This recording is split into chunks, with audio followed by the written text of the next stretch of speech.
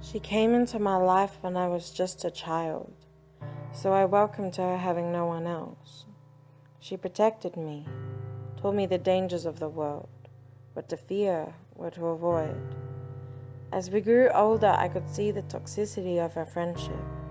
We screamed and cried at anyone who came into our lives, putting up a shield. But what was once a supportive hold of her small arms was now painful restraints that crushed my chest and lungs. I could no longer breathe. Then I met him. He was always around but hidden in the background of my mind. He forced himself into my life when I was vulnerable and broken. He told me he would save me, but hid me away from everyone. I soon realized I was in a relationship I never asked for.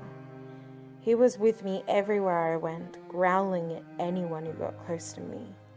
He didn't want them to see me, so he pushed my head down and put on my hood.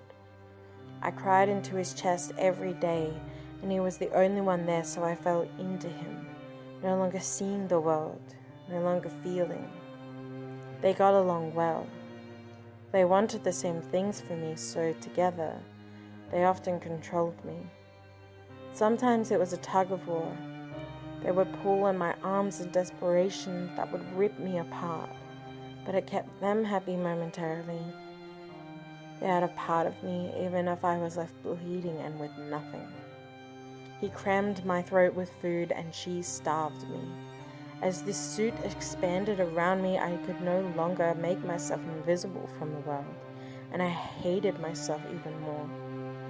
I tried to fight them, punched, kicked, screamed, but I only left with scars, and everyone could see that I failed those fights. My mother stood in between them and me most of the time, protected me from giving into their lies. So when she was gone, he attacked me. He made me feel worse and worse, yelled in my ear every day about how useless I was, how ugly I was, and that nobody could possibly love me. If I disappeared, that no one would care. When he snapped and held a knife to my throat, I knew I was going to die. I accepted it, embraced it. I was finally going to be free. But I couldn't. I couldn't leave my family, my friends. When my mother came back, I no longer relied on her. I fought without her treating my wounds. I could finally take care of myself. I don't let them stop me anymore. I push to do the things I love and be with the ones that I love. We still fight, but one day I'll win.